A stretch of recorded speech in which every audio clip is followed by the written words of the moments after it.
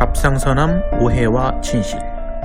발견되고 6주 이내에 사망에 이르게 되는 갑상선암도 있거든요. 최근에 전 세계적으로 또 붐을 이루는 게 경구강 수술이라고 해서 치아하고 입술 사이로 들어가는 게 내시경을 이용하거나 로봇을 이용해서 많이 각광을 받고 있습니다. 그런데 로봇 수술은 이게 끝이 아니라는 거죠. 자, 오늘은 갑상선암에 대한 오해와 진실을 알아보는 시간입니다. 오늘 신촌세브란스 병원의 고윤호 교수님과 함께 합니다. 네, 첫 번째입니다. 수술 후에는 신지로이드를 평생 복용해야 한다? 꼭 그렇진 않습니다. 제가 환자들한테 설명하는데 양쪽 갑상선 다 절제하는 경우는 당연히 이제 평생 복용을 하셔야 되고요. 호르몬을 보충해야 되니까 절반 절제를 한 경우에는 50%에서는 약을 복용 안 하셔도 돼요.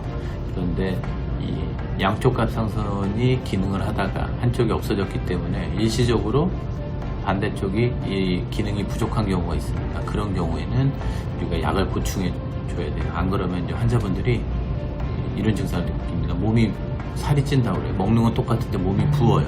체중이 들고 오후가 되면 졸음이 쏟아지고 피곤하고 굉장히 피로를 많이 느끼고 그런 거를 없애기 위해서 약을 보충하는 경우도 있는데 반드시 평생 복용해야 되는 것은 아니다. 절반 절제를 한 경우에는. 두 번째 질문입니다. 갑상선암은 여자들이 많이 걸리는 병이다. 아무래도 우리나라 여성암 1위가 유방암으로 최근에 바뀌었죠. 그 다음 2위가 여전히 이제 갑상선암인데 검진을 저희가 최근에 적게 하기 때문에 2위가 됐는데 검진을 다시 하면은 또 많아질 거예요. 그래서 여자들한테 많은 암이 있긴 합니다. 근데 남자들도 검진을 하게 되면 6위 내지 7위 정도 빈도수에는 들어오기 때문에 여자한테 많긴 하지만 남자한테도 상당 빈도수가 있는 암이다. 이렇게 알고 계시면 됩니다. 세 번째 질문입니다. 대부분의 갑상선암 수술은 비교적 간단하다? 수술 시간이 2시간? 모든 외과 수술은 수술 시간으로 이렇게 암 수술의 그 난이도를 평가하는 거는 무리가 있고요. 뭐 일례로 뭐 베트남이나 이런 데는 수술하는데 30분도 안 걸립니다. 그렇게 수술하는데 거기는 이제 저희처럼 이렇게 정밀 수술하는 게 아니라 갑상선 조직 대부분 막 남기고 나오고 그런 경우가 많기 때문에 저희들이 생각하는 게 제대로 된 수술이라고 평가는 안 하고 있죠. 그런데 수술 시간은 뭐 대부분은 숙련되면 2시간 이내에 끝나게 되는데요. 이 병의 진행 정도에 따라서 신경하고 식도, 기관 이런 후두 부분은 가까이 있는 구조물이기 때문에 갑상선이 그 병의 진행 정도에 따라서 수술 시간이 더 길어지기도 합니다. 네 번째 질문입니다. 갑상선의 붓기에 따라서 목소리도 변한다. 갑상선 붓기라는 거는 아마 겉에서 이렇게 부어있는 거를 말씀하시는 것 같은데요. 이렇게 육안으로 봤을 때 튀어나와 있는 분들이 있어요. 그런 게 우리가 흔하게 이제 생각하는 게 기능 항진증이 있는 게 아닌가 이렇게 생각을 하는데 이렇게 부어있지만 반대로 기능 저하증이 있는 경우도 있습니다. 네. 그런 게 아주 심해지는 경우에는 이 목소리 변화도 생길 수 있어요. 이 성대의 근육 양이라든지 톤의 변화가 생기기 때문에. 근데 직접적으로 신경을 자극하는 건 아니기 때문에 갑상선 붓기 때문에 목소리가 크게 연관이 있는 건 아니라고 생각하시면 됩니다. 다섯 번째입니다. 갑상선이 많이 부어 있으면 갑상선암을 의심하라? 이것도 꼭 그런 건 아닙니다.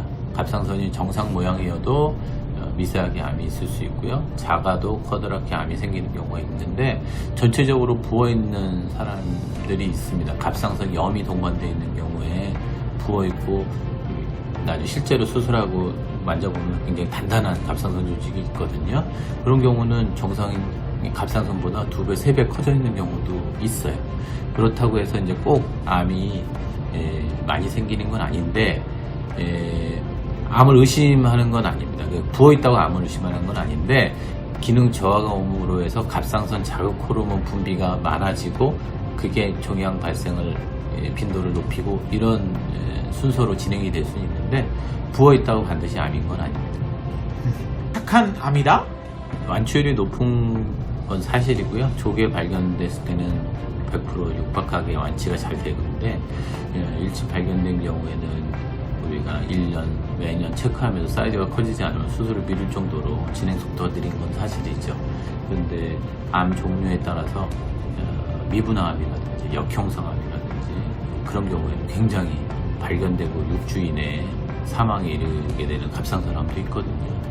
그리고 그런 암이 이제 얌전한 암이 오래 뒀을 때 그런 암으로 변한다는 얘기도 있고 하기 때문에 반드시 착한 암은 아닙니다. 그래서 조기 진단을 하고 내 몸에 어떤 병이 있는지 없는지를 확인하는 게 일단 우선적으로 중요하고요. 그 다음에 이제 서둘러 수술할 필요는 없는 그런 암이라는 거지 반드시 착한 암은 아닙니다. 8번째입니다. 갑상선암 수술은 목 아래 부위로 수술해야만 한다. 네, 아마 그 절개법을 얘기하시는 것 같은데요. 그게 이제 아주 고식적인 절개법이죠. 처음에 이제 갑상선이 개발될 때 코호 인시전이라고 해서 이렇게 절개하는 법인데 최근에는 우리나라에서 개발된 겨드랑이로 하는 수술 그리고 귀대로 하는 수술 최근에 전 세계적으로 또 붐을 이루는 게 경구강 수술이라고 해서 치아하고 입술 사이로 들어가는 게 내시경을 이용하거나 로봇을 이용해서 많이 각광을 받고 있습니다. 근데 실제로 이제 미국에서는 겨드랑이 수술에 대해서는 약간 거부감이 있어서 시행이 많이 안 되고 이쪽에서는 경구강 수술을 많이 시도를 하려고 하지만 아무래도 아시아 쪽에서는 목 절개 외에 여러 가지 흉터를 숨길 수 있는 절개법을 이용한 수술이 많이 시행이 되고 있어서 꼭 목 안에 절개를 이용해서 수술하는 건 아닙니다. 9번째입니다. 갑상선암 수술 후에는 비타민 D, 칼슘을 따로 섭취해야만 한다. 네, 그거는 어느 정도 맞는 말씀이고요. 절반 절제, 반절제만 한 경우에는 부갑상선 호르몬, 칼슘의 영향을 안 받기 때문에 따로 챙겨서 드실 필요는 없는데 이 갑상선을 전체를 다 절제한 경우에는 이 부갑상선에 일시적인 손상이 왔을 수도 있고요. 그게 정상이고 호르몬이 정상이더라도 우리가 그 신지로이드를 고용량으로 복용을 하기 때문에 고용량으로 장기적으로 복용을 하게 되면 골다공증의 리스크가 있다고 합니다. 그래서 고용량으로 신지로이드 복용하는 경우에는 부갑상선 호르몬, 칼슘이 정상이더라도 바이타민 D라든지 칼슘 같은 거를 같이 복용해 주는 경우가 있습니다. 오늘 질문에 이렇게 너무 깔끔하게 답해 주셔서 너무 감사드리고요. 제가 신촌 세브란스 병원의 경구강 수술과 로봇 수술 홍보대사거든요. 그래서 이 부분에 대해서 약간만 또 들어보도록 하겠습니다. 그 수술의 장점을 간단하게 알려주시면 좋을 것 같습니다. 네, 처음에 이 이비인후과 영역에서 로봇 수술이 도입이 된 게 지금부터 15년 전입니다. 미국에서 처음에 개발됐었죠. 그때는 이제 입안으로 종양을 절제하는 획기적인 수술법이라고 알려지면서 그동안은 이제 암이 진행된 경우에 간혹은 입술을 절개하거나 턱뼈를 열고 수술하는 경우도 있었는데 경구강 로봇 수술이 나온 다음에 입안에 있는 혀뿔이라든지 편도 아니면 후두에 있는 암을 제거할 수 있는 이제 장점이 생겼고요.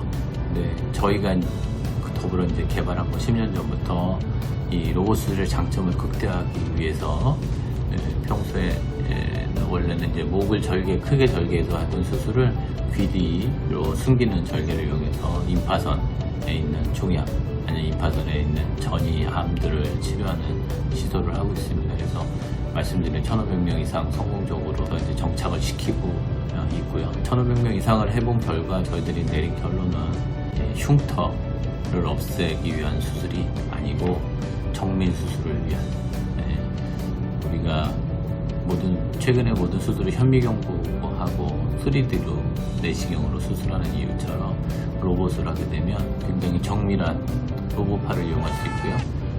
같은 수술 시야를 10배 확대해서 3차원 영상으로 저희가 조종관에서 수술할 수 있습니다.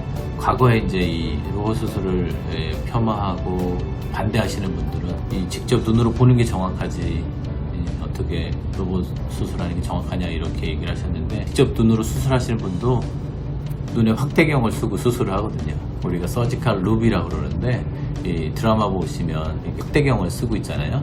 이 돋보기 같은 거. 네. 그런 거가 한 2배 정도 확대하는 건데, 로봇은 10배, 그리고 3차원 영상을 보여주고, 그리고 정밀한 팔을 동시에 3개를 사용할 수 있는 여러 가지 장점이 있습니다. 그런데 로봇 수술은 이게 끝이 아니라는 거죠.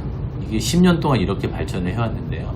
앞으로 10년은 엄청나게 발전을 할 거라고 생각을 하고, 제가 하고 싶은 꿈이 국산 이비인후과용 로봇을 개발하는 게 꿈이어서 지금 현재 카이스트 교수님들하고 같이 공동 연구를 하고 있습니다. 그래서 조만간 좋은 소식이 있지 않을까 기대하고 있습니다.